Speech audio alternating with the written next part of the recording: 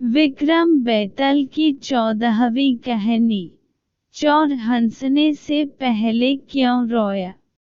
एक बार फिर राजा विक्रमादित्य बेताल को पेड़ से उतरकर कंधे पर लादकर योगी की ओर बढ़ने लगता है।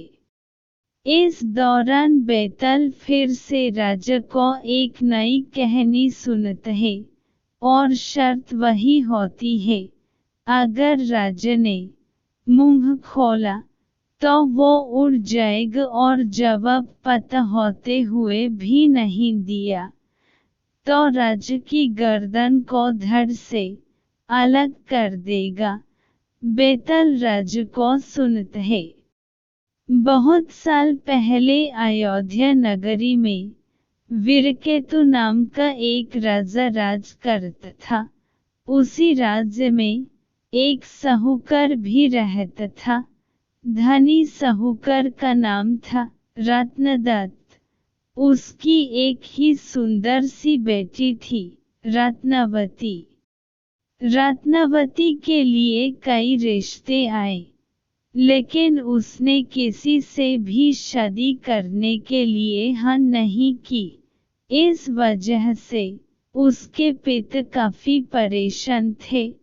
रत्नावती को सिर्फ सुंदर और धनवान नहीं, बल्कि बुद्धिमान और बलवान वर चाहिए था। एक और रत्नावती के पिता अपनी बेटी से परेशान थे। दूसरी ओर नगर में चोरी शुरू होने लगी थी, जिस वजह से रत्नदत्त को हर समय यह डर सताता था कि कहीं उसके घर से चोर सारा धन न लेकर चला जाए। इसी बीच रत्नावती की मुलाकात उस चोर से हो जाती है। रत्नावती को लोगों के घरों से फल तोड़कर खाने में बड़ा आनंद आता था। वह चोर रत्नावती को आम चुराना सिखाता है।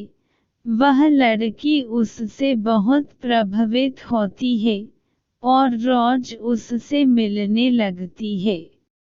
वक्त के साथ साथ उसे चोर से प्यार हो जाता है।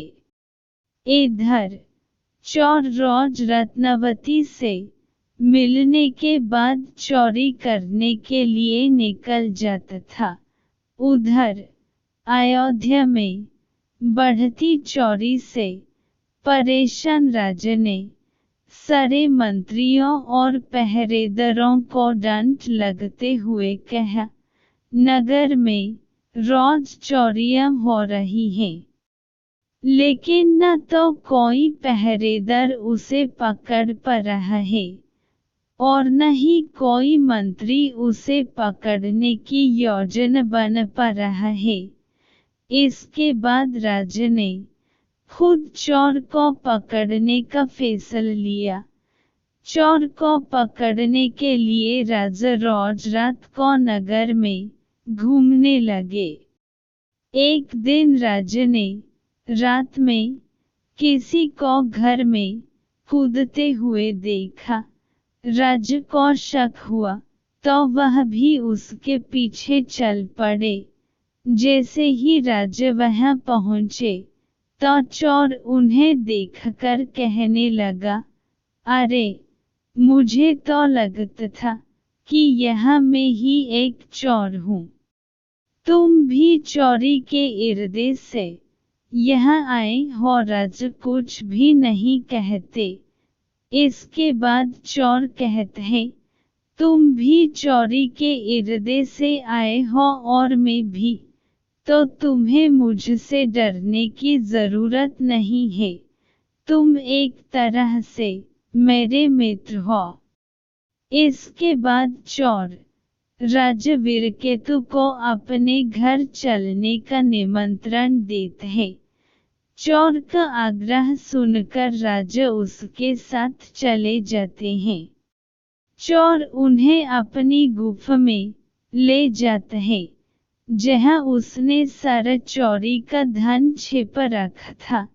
राजवीरकेतु इतने सारा धन और गुफा में मौजूद सुख सुविधाओं को देखकर हैरान रह गए।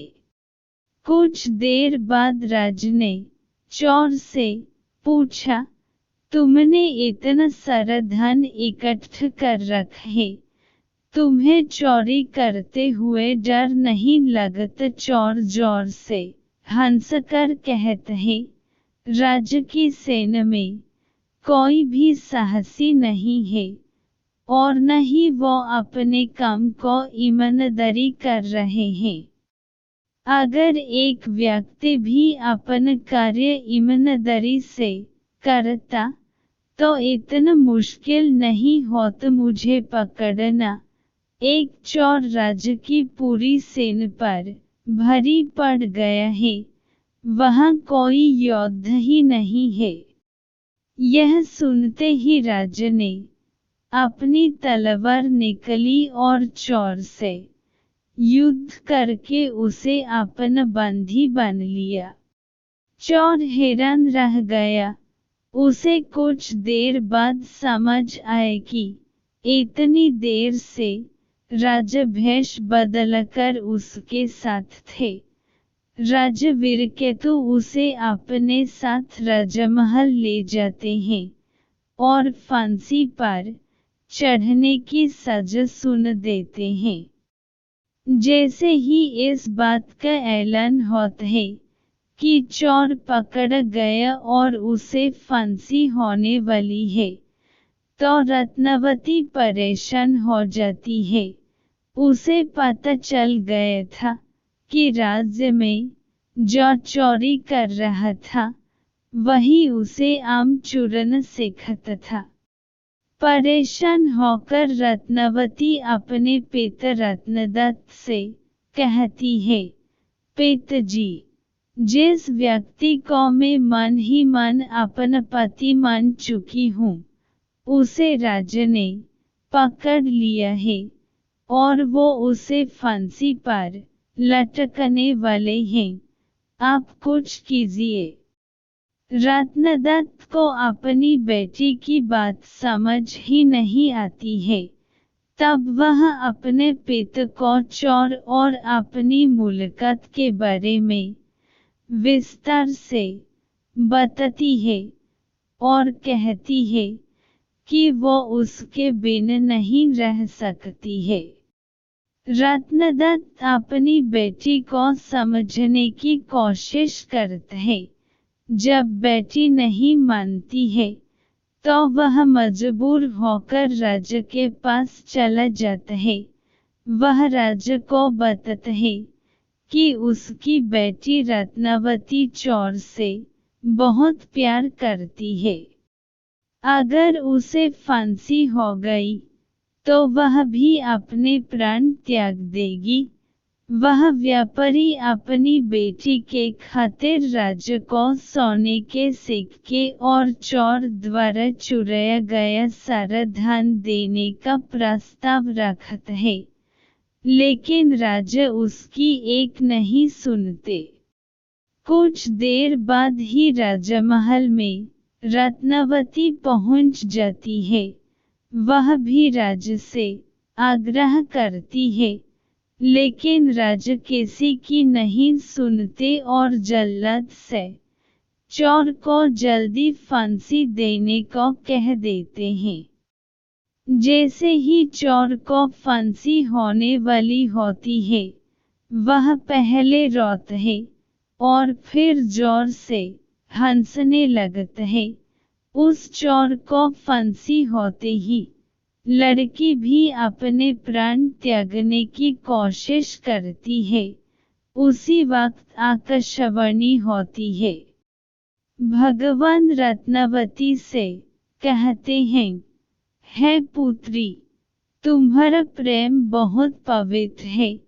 तुम्हारे इस प्यार को देखकर हम बहुत खुश हुए हैं। तुम मांगो जो भी तुम्हें मांगना है। यह सुनकर रत्नावती कहती है, मेरे पिता का कोई बेटा नहीं।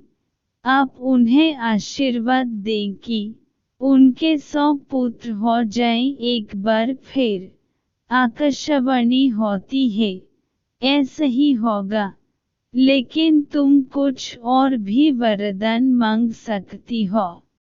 फिर रत्नावती कहती है, मैं उस चोर से बेहद प्यार करती हूँ। अगर हो सके तो आप उन्हें जीवित कर दीजिए। रत्नावती के वरदान मांगते ही चोर फिर से जीवित हो जाता है। इधर यह सब देखकर राजा बहुत हैरान हो जाते हैं।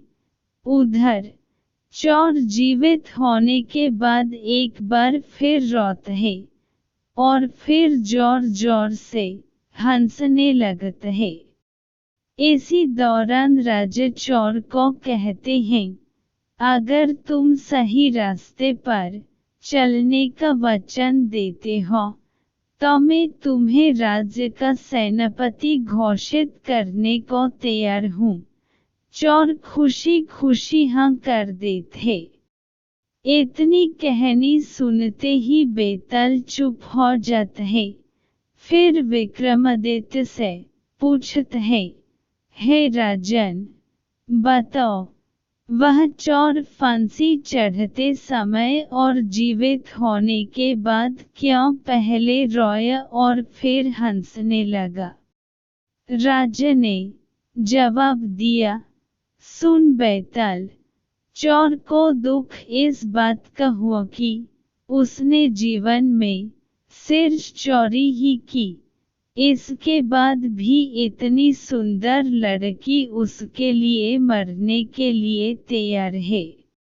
फिर हंसा इसलिए क्योंकि उसने सोचा, एक ऐसी लड़की जिससे राजकुमार भी शादी करना चाहते थे, उसे प्यार भी हुआ, तो एक चोर से दोबारा जिंदा होने के बाद वो नया जीवन मिलने पर रोया और खुश भगवान के खेल को देखकर हुआ। एक बार फिर सही जवाब मिलने के बाद बेताल उड़कर पेड़ से जा लटका। सच्चाई और मेहनत की राह अपनाकर अपने पिछले बुरे कर्मों को हराया जा सकता है। कहानी से सीख। पहली सीख यह मिलती है कि प्यार में बड़ी ताकत होती है। दूसरी सीख यह है कि जीवन में सही व्यक्ति को चुनने से कई परेशानियों से बचा जा सकता है।